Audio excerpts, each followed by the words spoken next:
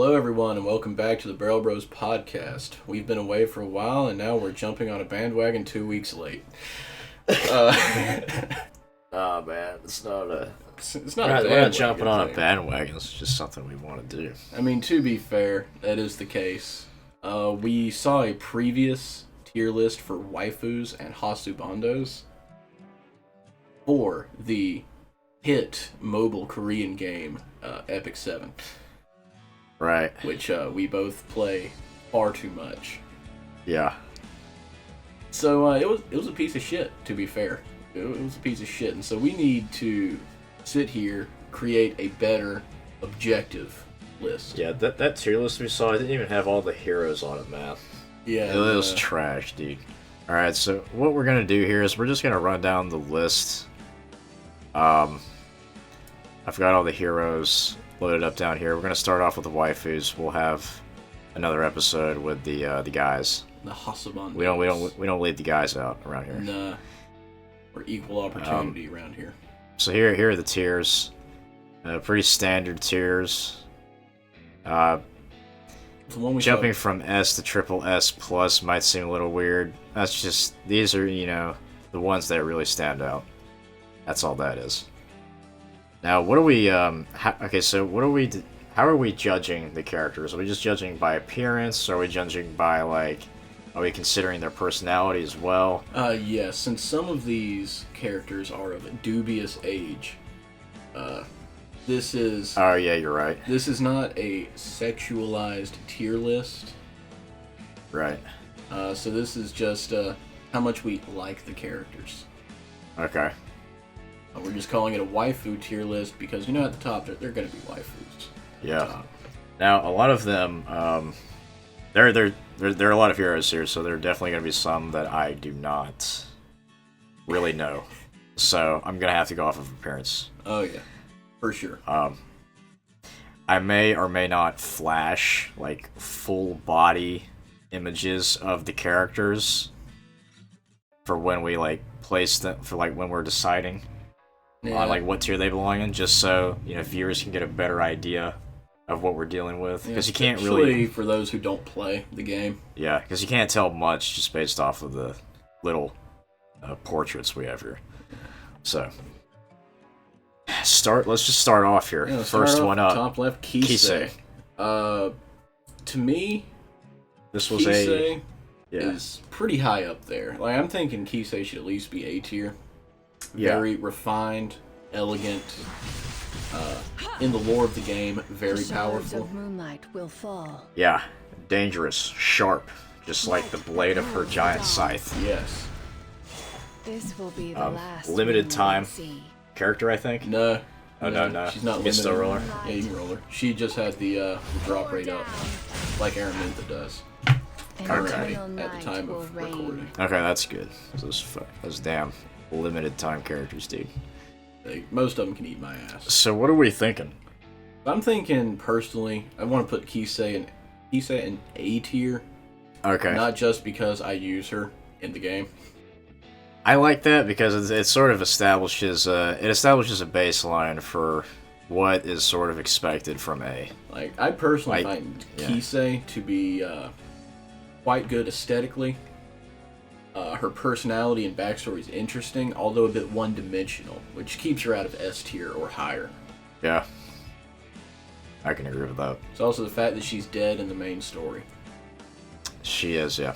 So there's that. So up next is Asaria here. Yep. Asaria, captain of the...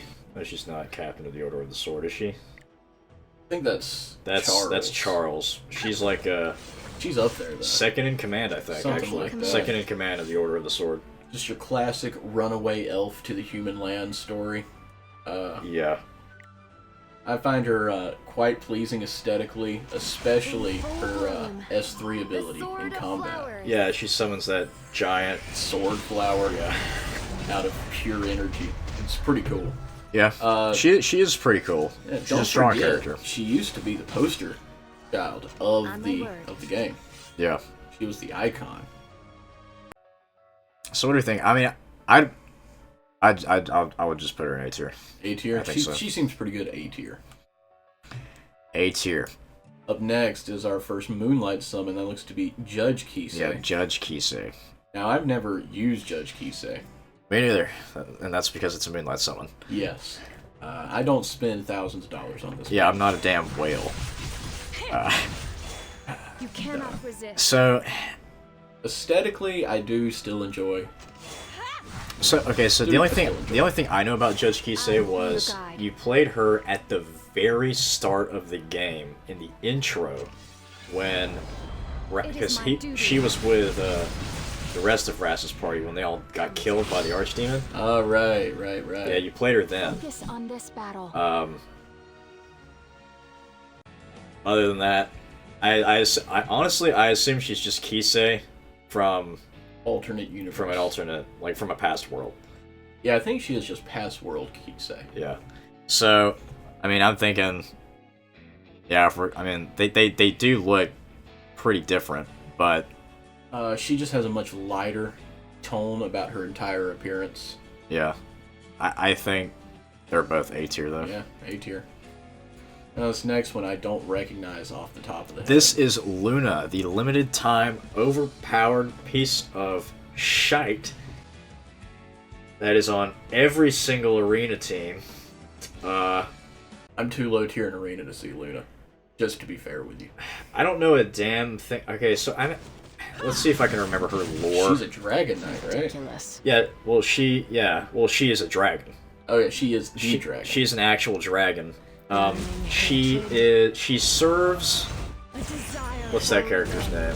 Cecilia. She serves Cecilia. Don't be scared.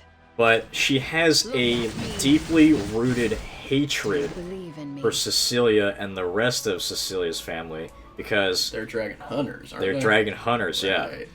And she... From what I understand, Luna eventually wants to kill off Cecilia and the rest of the dragon hunters. Well, as far as I know, she has the elemental advantage. Yeah, she does. As well as just being fucking She broken. always has the elemental advantage. She's just fucking busted. Yeah, she's fucking busted. So yeah, she has this deeply rooted hatred for the dragon hunters, but she bides her time serving them, waiting for the perfect moment to shove her spear right up their asses when they least expect it. And so, I will say I'm a big fan of her aesthetic. She has some pretty interesting lore. She's not one-dimensional either. Yeah. And so aside from being tilted at her being busted... I think her ult is really cool. She just jumps up into the air, just hovers up right above the clouds and just... launches a fucking meteor. Yeah, just yeets her spear. It creates this giant crater in the ground. She's great, honestly, other than fucking me. Well, fucking you more than me. Yeah. She's got, two... If we want to go there, she's got two large plots. Very plot-heavy character. Very plot-heavy character. So plot-heavy, she has two of them. And... it's not it's not an obscured plot. It's kind of out there. It's kind of out there, yeah. I think this might be the first real contender for S tier. Possibly, yeah. For now, I say let's stick her in A. We can come back to it. Yeah. All right, this character. I just pulled this character off the Epic 7 database. That's where I got all these images. Here, throw it up on there so we can see her name. Her name is Leluka. She's not in the game yet, as far as I know. So we're just gonna have to go based off of how she looks. Now, based off how she looks... We've got a sort of like cat girl thing going on. I mean, multicolored eyes. Big fan of that. Since I am fucking weeb trash, I'm a big fan of that. Alright. Yeah. I mean, she looks kind of cool, so... B tier for now. B tier. We don't know anything about her. Based off of appearance, she's above average. Alright, so next we've got Lidica. Yeah, Lidica. Now, you recently rolled a Lidica. I rolled Lidica 2 days ago, and I just 6-starred her today. And you seem to be a big fan. Yeah. I'm still about mid-game, and she's already putting out a substantial amount of There's damage. no escape. She is a ranger Heretics will be punished. with a sword, the whip sword, which is an interesting thing. So all of her attacks, her S1, 2, and 3, look amazing. Her S2 actually slows down my phone. Make my day. My phone is 5 years old. Her lore is that she was a little too hot-tempered for the Order of the Blade, Order of Sword. Yep. And she got kicked out for that.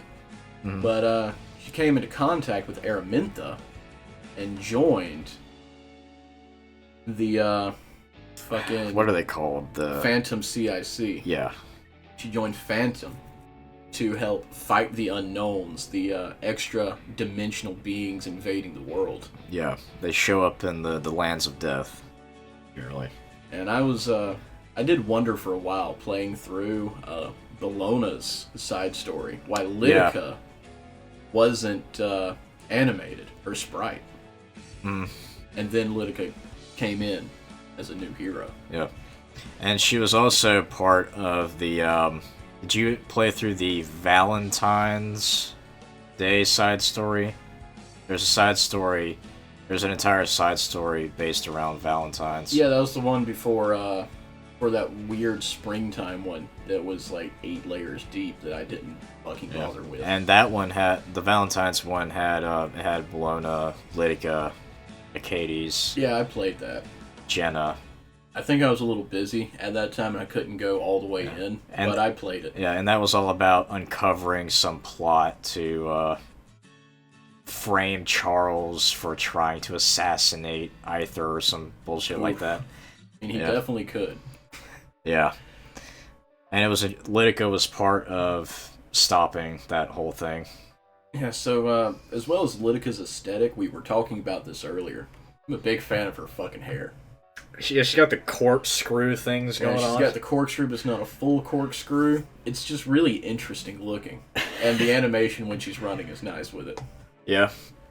As well as just her idol animation in the guild, where she's just looking at her sword and then just snaps it back together after it's been apart, cleaning it. She snaps it back together, looks up and down it like you would a pool cue. I guess not too many people understand that reference.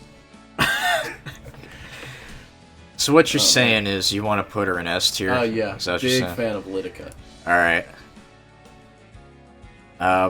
Next, is that Maid Chloe? This is Maid Chloe. Now, I have not used Chloe or Maid Chloe. Neither have I. But from what I've seen of her in Arena, it makes me want to rip my dick off and fling it into orbit. I do know Maid Chloe has a revive, and she's a Soul Weaver, right. I think. Like I said, it makes me want to rip my dick off and sling it into orbit. Other than that, I don't know anything about Maid Chloe. She's got the maid thing going on, so that's a plus. That is nice. That's a plus in my book. The whole Twin Tails thing, I'm a big fan of. Just based off of the image here, she looks a bit more calm and level-headed than normal Chloe. Normal Chloe's a little crazy. I think that's a solid B tier. I'll put her in B. Let's put her in B. We don't know anything. Next up, we got. Oh yeah, this is gonna have to be multiple episodes. There are a lot of characters. This is like one tier list. Yeah. Which is fine. Yeah. Up next, we come to my girl Robbie. Yeah, so my representative hero. Was this your first 5-star? This was my second 5-star. My first 5-star was Says, which was fucking amazing at the beginning of the game. Yeah. But Robbie was my second 5-star, currently my strongest hero. It's been my representative hero for a while. Remember, Robbie is for head pats, not looting. That's what my greeting says. Okay. So the entire story behind Robbie, she's a 5-star warrior, extremely tanky, can deal shitloads of damage. She's a proper cleaver. Give her time to build up and she can deal a lot of damage. Yeah. So she's actually good in Arena if you want to run her solo, just by herself. You can stick her in Arena, and if you build her super tanky, she can just build her super tanky with a lifesteal set, and she can continually pop her ult and stun lock enemies for a couple turns and get all those free hits. Wow. Yeah, I actually I was actually a victim to that. Oh, Jesus. I was figuring, hey, just one Robbie. I mean, what's gonna go wrong? Everything She's gonna went wrong. body your entire team. Everything went wrong. But the story behind Robbie is that she was a simple farm girl in Terranor. Was kidnapped and experimented on in the homunculus experiments. They turned her into an actual wraith, which are the main big enemies in the game. So Robbie basically worships Tenebria. She's an acolyte to the Archdemon. Yeah. And she carries around that big old axe. Yeah. And she is very loyal to Tenebria. Extremely. She's essentially willing to do anything for her. Where was I can't remember if it was a side story recently where you had to fight Robbie a lot. Yeah, I think it was, yeah. Yeah, so you had to fight Robbie a lot. Yeah. Just recently here. What side story was that? I can't remember. I can't remember either. They're all sort of fusing together in my mind. So where do you want to place her? I mean, I don't have her. I would be willing. I think she's pretty cool, but I would be willing to throw her into S, bordering on triple S tier. Okay. And that's just me. That's my opinion. Between the two of us. I wouldn't put her triple S. We can put her in S. Though, I mean, you know, you like her a lot. Yeah. That's enough reason for me. So next we've got Rule of Light, right? Pretty well. Interesting character. So she was also, along with Judge Kisei, she was also in the party with Rast at the beginning of the game where they were killed by the Archdemon. She was also a guardian. No, she had a guardian. Excuse me.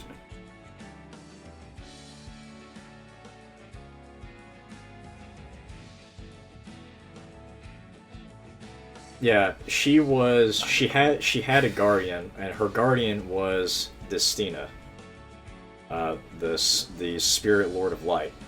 Is that how that worked?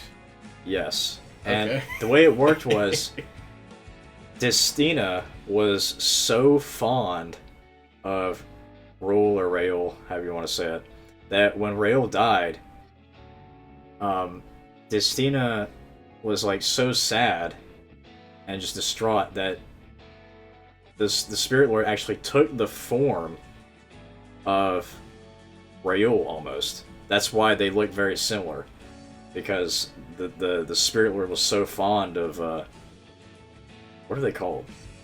They're the heirs. The heirs. I'm not sure. Like, what are the chosen called? Like who? The people that are chosen by the Spirit Lords, what are they called? The Spirit Lords don't count as the Guardians. That's no, they're entirely Yona different. And Ras. Yeah, they're heirs. I think the Spirit Lord, the ones who make contracts with the Spirit Lords, are just servants of the Spirit Lord. Yeah. Call them the Chosen for now. The Chosen. Yeah. So yeah, like. But we only really have to deal with Ruel in this one. Yeah. So like, Ruel was a Chosen of Destina. And Ruel died fighting the Archdemon. It's pretty graphic. Destina was distraught, very sad, and ended up taking a physical form that looks very similar to Ruel. It's not a very healthy coping mechanism. No, but it is interesting.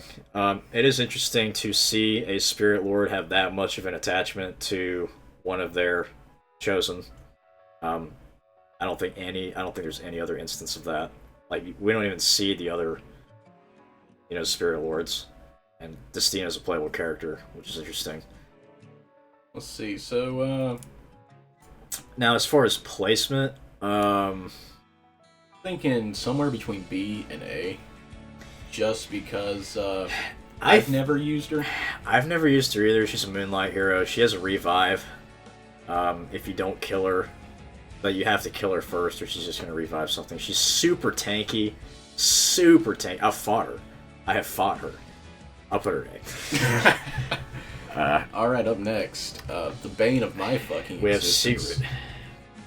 If you recall, for a solid 3 weeks, I was hung up on one of the story modes. Yeah, I remember that. Because my entire party is either fire elemental or really frail, and so Sigurd was just bodying me every time. Oh, man. I'm still tilted. Still hate Sigurd. Yeah. As an entity in this game. As a character, I really don't know much about her. I like her aesthetic a lot.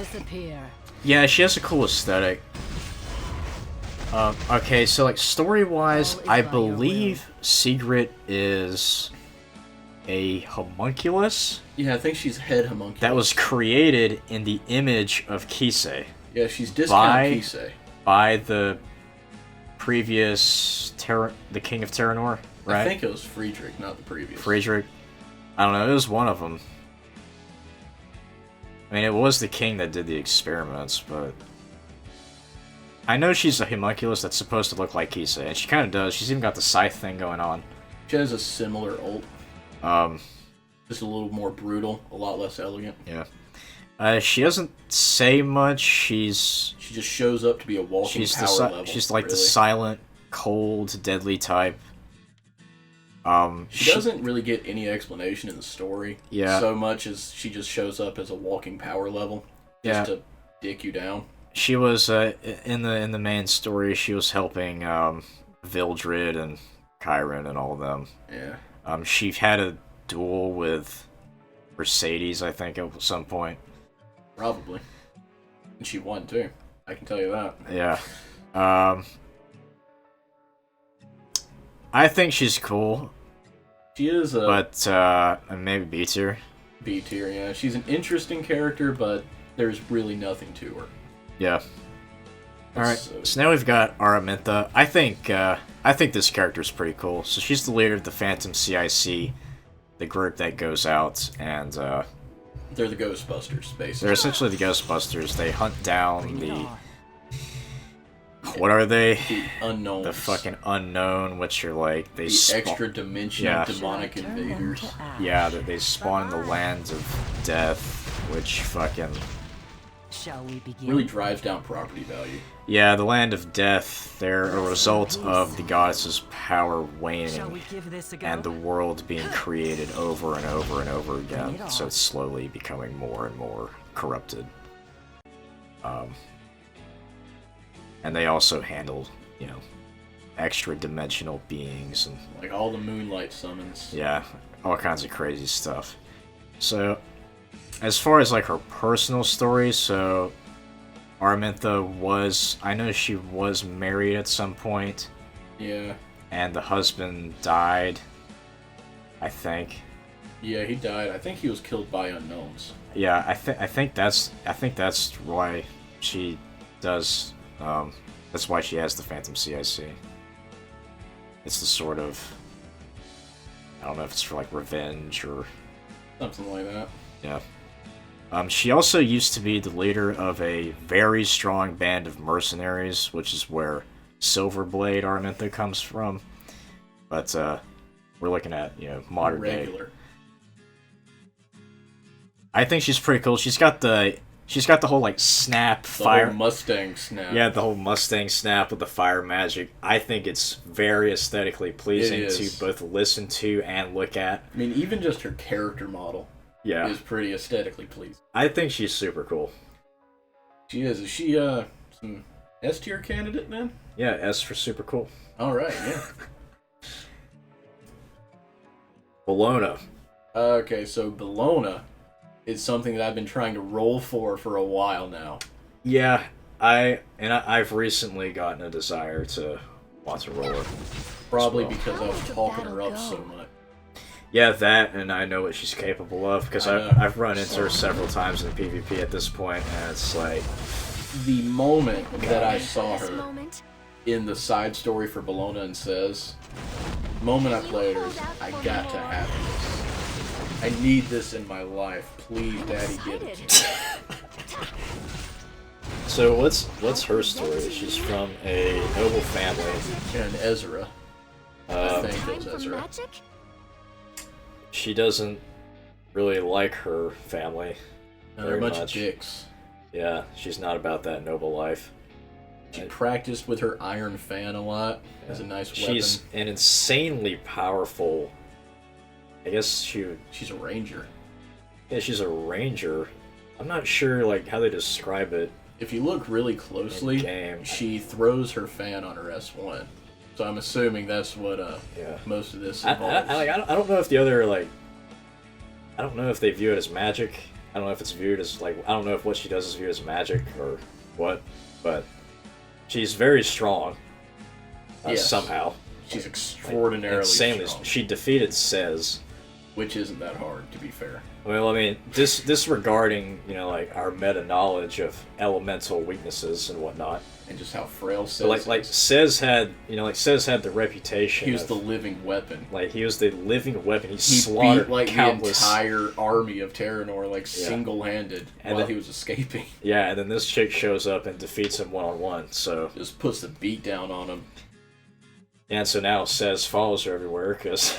fucking strong. I think she might actually have a romantic interest in Sez, and vice versa. Possibly. It seems that way. Yeah. I'm a big fan of Bologna and her plot. Yeah. In all forms. Her aesthetic is very pleasing as well. Just that entire royal court get up with the fan. God, having a woman just peek out from behind a fan, that's peak aesthetic. Yeah, she's cool. She's very cool. All of her animations are fucking amazing as well. Yeah. Also, how busted her fucking extra turns are that she gets just from general use. Yeah. She has that same focus meter that Charlotte has. Yeah, so she builds up focus, and then after a certain amount, I think it's after 3, her S1 procs her S3. Which I think they can proc her S2. Which is ridiculous. Because I've seen all 3 go off in one turn. That might have been an artifact. I don't know. That may have been an artifact or something. I don't know. But I know the only thing with the S2... maybe she was just so fast compared to me. I mean, that could be it too. It's a great character. Because the only thing with the S2 is it just generates more focus. It also deals a shitload of damage. Yeah, it does. It's got that AoE damage. So personally, I think Bologna... I'm thinking S tier, but... I'm thinking lowest she can go is S. Alright. Personally. I'll put her in triple S for now. Triple S. I mean, she's pretty good. She's pretty good. Alright, so now we've got Silverblade Armenta. Armenta, it's Armenta, but in her younger days. She was the leader of a strong mercenary company. I don't know if she was married at the time. Probably not. She probably settled down with a man. Other than that... she's just Armenta. Other than that, I don't know much. Because I only got that bit of side story from her character description.